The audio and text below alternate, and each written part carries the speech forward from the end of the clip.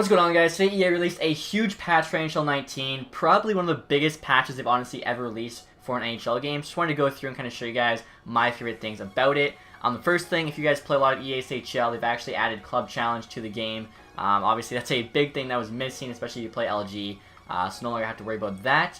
The first thing I guess will show you in HUT is probably my favorite thing, something I've been asking for literally, I think, 3 years now. We can finally edit our lines with 3-on-3 overtime. I really hated how it always gave you 1 forward and 2 defensemen as well. Like, if you sent out your first line, you weren't sure who from your first line was going to go out if they had the same rating. Now you can actually decide exactly which 3 skaters are on each line. You could go 3 forwards, 3 defensemen, 2 forwards and a D-man, which is the default and probably what I'm going to do, as most of the time my forwards are better than D, so in overtime my team would just have a worse roster than it did in 5-on-5, so really happy that they added this. Also, you might see here too, they've actually added which position the card's in, so this is the wing spot, the middle there is center, on the right's defense. That was pretty important for like the penalty kill. A lot of people would put the center on the left when really they're supposed to put it on the right.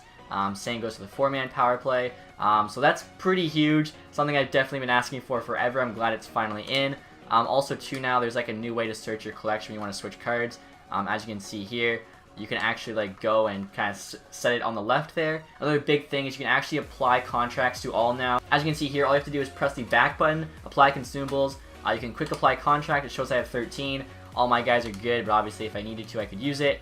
Same goes for quick apply healing. If you have multiple guys injured, that works out really well. And if you click on Consumable Manager here, it'll actually show you how many games each card has left, which is pretty awesome. As before, you had to like right stick in to look at the player info to see how many contracts they had. It took forever. Now you can just see kind of who's coming up. Also, I think like half of my team run out of contracts at the exact same time, so I'd have to go through one by one, click A like 3 times, add the contract. This just saves so much time. It's so much better. So really happy with those changes to HUT. Also in the marketplace now, it's the same kind of way the collection works. When you search, you'll actually have the cards on the right. So right now, this is just every single card's being searched. I'm going to go to search. I'm going to put in center. I'm going to go USA Gold Rare. Search it. All these cards will come out. You'll actually notice there's no page number. I'm hoping they add that, but there actually is multiple pages. It just doesn't show it. And you can't click RB like before. You simply just go over with the left stick, or you can use the D-pad. I really wish it like showed that you're on page 1 of however many pages, or even just said like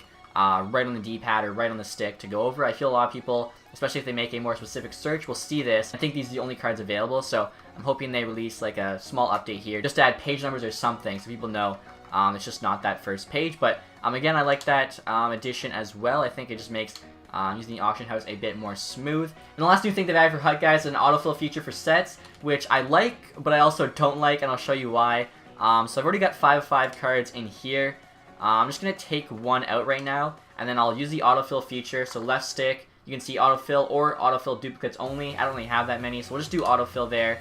As you can see, it adds Drake Batherson. Now, it basically just adds your lowest rated card. I actually like Drake Batherson though, so he's not a card I'm trying to add. So this means whenever I do the silver rated gold set, I can never just use autofill, as I always have to take out Batherson, along with a few other lower rated cards. So unfortunately, like, in regards to this set, it does make it a bit of an issue.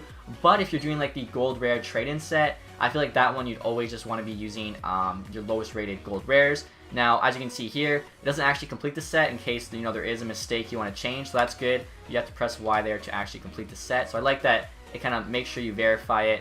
You don't want to like autofill and see, oh my god, I just traded in Crosby or whatever. So we'll try it again here with the gold rare reroll. We'll see what it puts in. So right there you can see we have a Probert alumni with a Larkin. Probably don't want to use the alumni there, right? So those are, I guess, my 2 lowest rated cards that I'm not using on my team.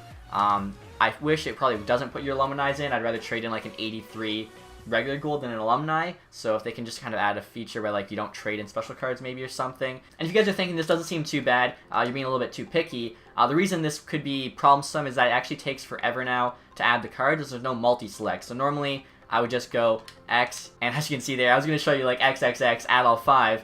You have to do it 5 times now if you want to like choose exactly who you're adding. So I wish they would have added the autofill option with keeping multi-select, not gotten rid of multi-select, but hopefully they can add like a small update in the future to kind of fix that. Again, really happy with all the new features. I just wish we wouldn't have lost autofill, I guess. As well, they would have made it a bit cleaner with like the auction house, having the page numbers, stuff like that. But overall, I think it's good for HUT. Also, they've actually added a bunch of new features for franchise mode, some really good stuff. The first thing is just improved GM logic for the AI. They're now going to be looking ahead a lot more and thinking how much money they're going to need to sign that RFA Austin Matthews or that UFA that's coming up. So not always like right against the cap when the summertime comes and they just can't sign these guys, which I think is a huge plus, makes it more realistic. Another thing they've added too is improved salary demands. Personally, I find that the elite players don't ask for enough money. Like Matthews only got signed, I think, for $8 million in mine. He should have been asking for 10 plus. As well, though, the lower end players ask for too much. Like if you're a AHL, NHL guy who kind of goes up and down, you're not making over $1 million. Like you're gonna be making under $1 million. Somehow they're asking for 1.5. Like you're not even earned a spot. You should be asking for 800K or something. So I'm hoping that's kind of worked out more. As well, they've improved defensive scoring. I noticed that a lot with like Rasmus Dahlin. He barely gets any points in franchise mode, so it'll be cool now to see how he does. A few of the other franchise updates I really like is how the AIGM now handles having 2 starting goaltenders on the team.